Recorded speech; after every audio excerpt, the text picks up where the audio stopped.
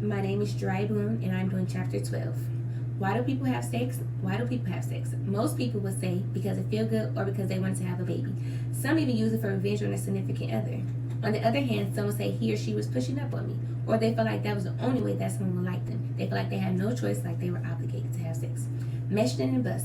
Scientists appreciate quantifiable data, so psychologists Cindy Meshton and David Best explored why people have sex. In one study, participants nominated reasons resulting in a surprising total of 237 distinctive motivations.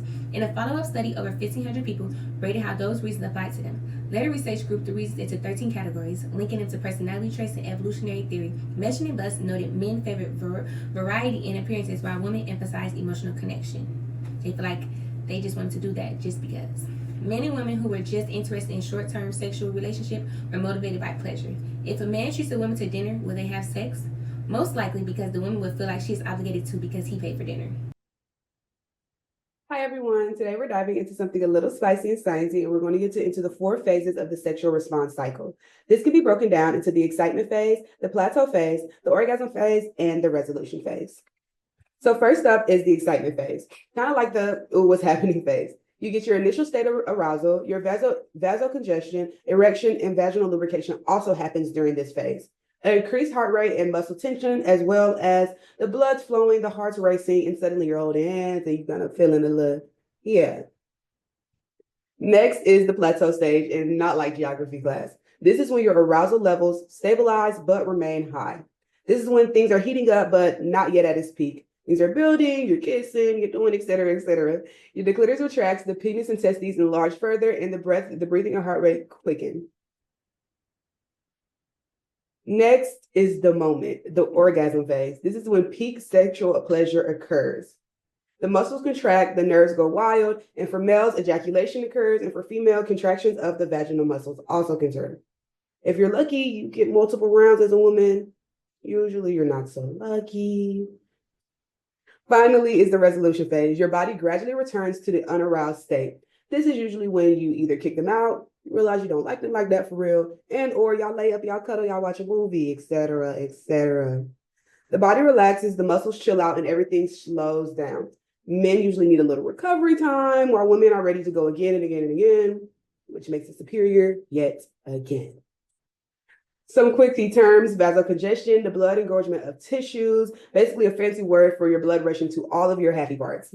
Monotonia is the muscle tension, which is a fancy word for your body bracing for all the good stuff that's about to happen. And that is, my friends, is a crash course on the sexual response cycle. Always remember, knowledge and power, consent is sexy, and knowing about your body is tea. The next part of this chapter talks about male sexual anatomy, which consists of the penis, which is a male organ that serves as a conduit for sperm during ejaculation and for urine during urination. The testes, which are the male reproductive organs that produce sperm cells and male sex hormones. The scrotum, which is a pouch of loose skin that houses the testes. And sperm, which is the male germ cell. And semen, which is the whitish fluid that carries sperm.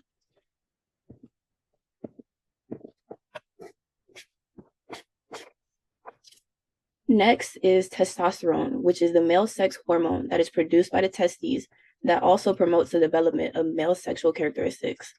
The prostate gland is also the male reproductive organ that produces semen. This can enlarge as men reach middle to late adulthood, which can cause health problems.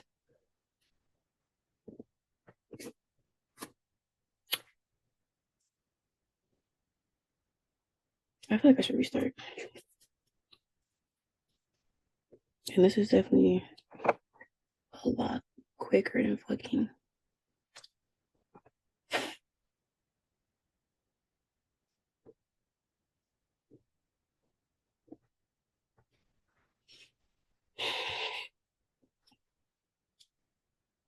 The next part of this chapter talks about male sexual anatomy, which consists of the penis, which is the male organ that serves as a conduit for sperm during ejaculation and for urine during urination.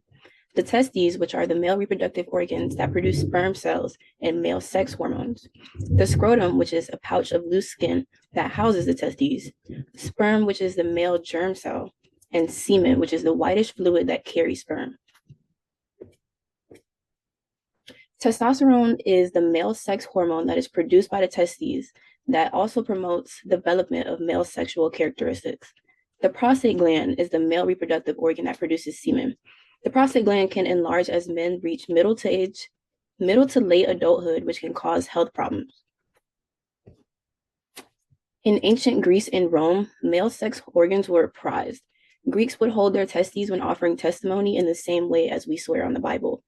Testimony and testicle both derive from the Greek word testis, meaning witness.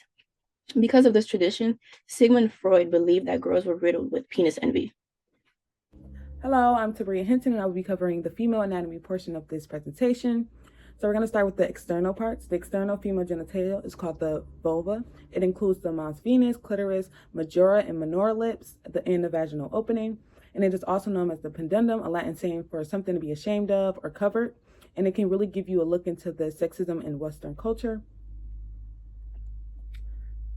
The mons venus is the fatty part of the vulva, top part of the vulva, and it is covered in pubic hair to cushion the pubic bones during intercourse. It is part of the female genitalia that is assigned to females at birth, and it also includes the labia majora, labia minora, vaginal opening, hymen, and clitoris. One misconception is that women pee out of their vaginal openings, but that's not really the case. Under the clitoris is located the urethra opening, and that is where women urinate out of. So for the clitoris is the most sensitive sexual organ a female can have. It is the only sexual organ to be only for the function of pleasure. It transmits and receives pleasure. It can trigger an orgasmic response during sexual intercourse. And during sexual intercourse, these sexual arousal glands are the most sensitive. The majora lips are the larger folds on the sides of the vulva, and in between those are the minora lips. They lie in between the majora lips, and they enclose both the urethra opening and the vaginal opening.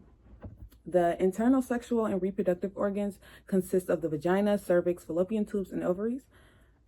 The vagina is what contains the penis during sexual intercourse, and it's through the vagina that the body passes childbirth. The vagina also serves as a function to hold and collect sperm, and during sexual arousal, the vaginal walls create a lubricant.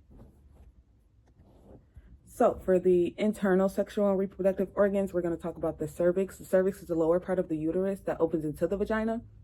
The uterus is a pear-shaped female reproductive organ in which the fertilized ovum implants and develops.